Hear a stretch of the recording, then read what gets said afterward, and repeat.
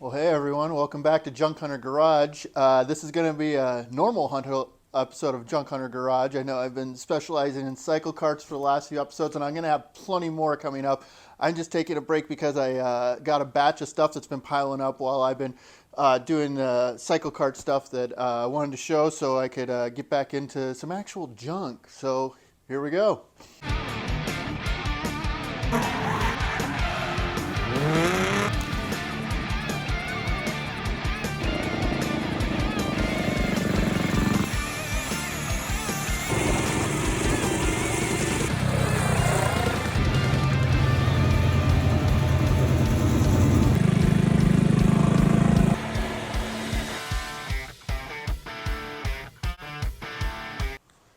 So as usual, uh, random stuff, but this stuff is actually properly old antique stuff, and normally I just kind of find random things to sell, which is fun.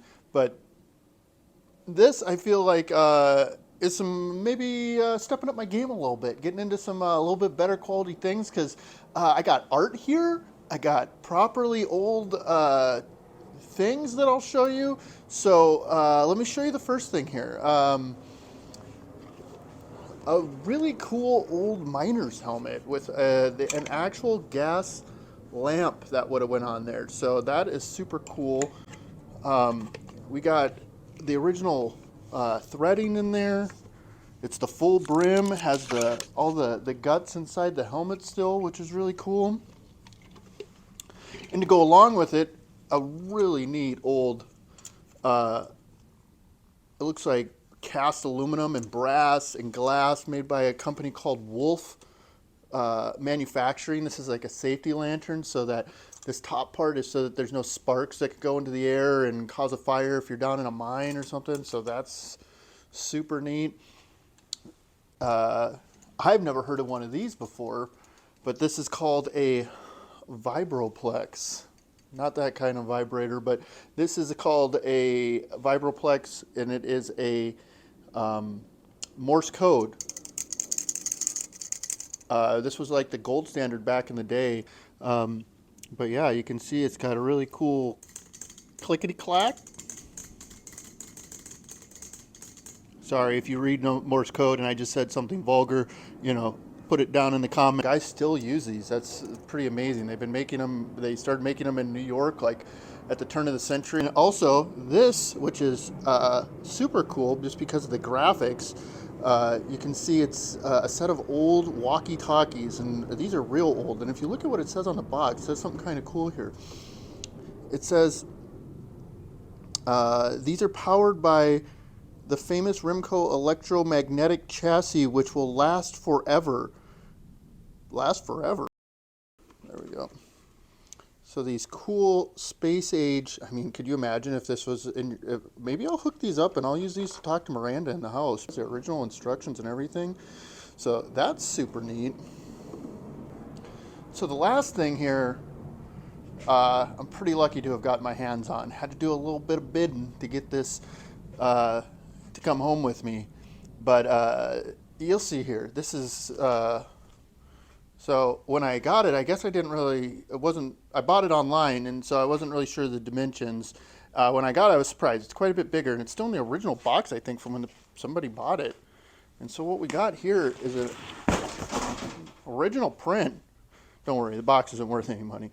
It's an original print with the certificate of authenticity here, so you know it's legit. It's signed and numbered by the artist. Now let's take a look. Let me show you what we got here. That's right, we got wolves.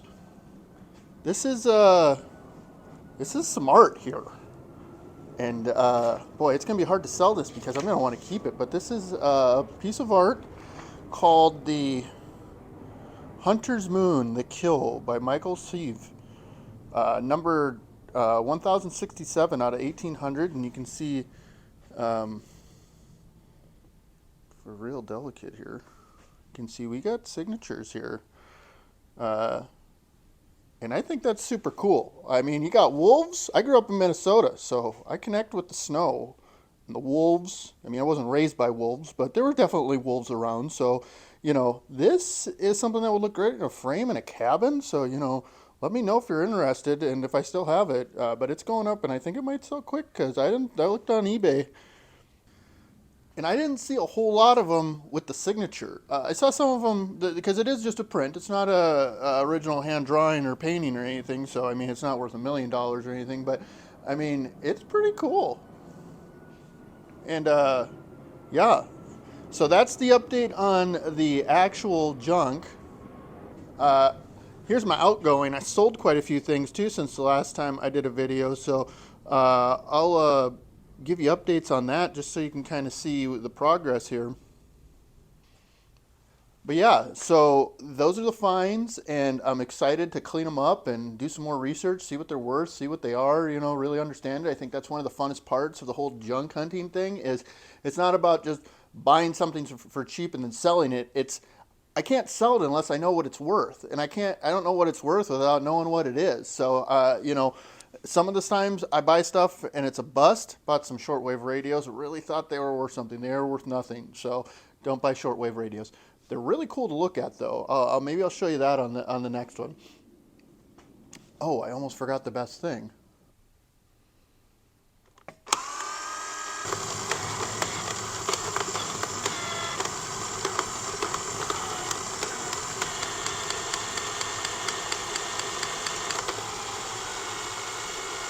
There we go.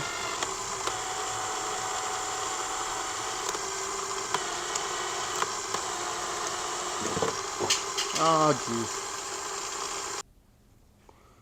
So this is the Armatron. And I don't know if you had one of these when you were a kid, but I did, and I kind of had to have it, and it was broken like you wouldn't believe. And one of the things I didn't know is that this whole, let me flip this on, this whole doodad, all these movements, all this stuff it does, you wouldn't believe, but inside of this, it's one motor. You'd think it'd have 20 different motors driving all these different functions. But inside, it's one motor up in here, and it has, you can kind of see in here, there's gears inside of this like you wouldn't believe. I'm going to put some pictures in here, but I had to take this thing all apart. It's like 4 transmissions from a car filled with gears to transmit all the different powers and levers, and you can see how many functions, up, down, left, right, on every single arm and bend on this thing, that it is super intricate inside, which is what you'd expect from a 1980s Japanese robot arm. So, and I got it because I was about her age. Say hi, Scout. Hi. When I had one of these, and I really thought it was the coolest thing in the world.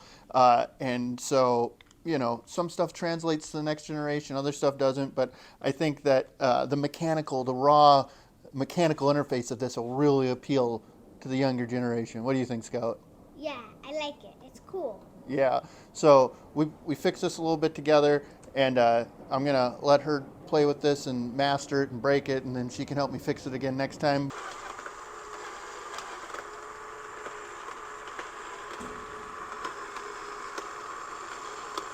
Yeah, so that's it from Junk Hunter Garage HQ here, and don't worry, if you want to see more cycle carts after you watch this, waiting for the end to see if I showed anything, go ahead and put in the comments of what you want to see, and if you want to see more Junk Hunter episodes, or if you want to see more cycle cart, or you're okay with the mix of both. So that's it from here.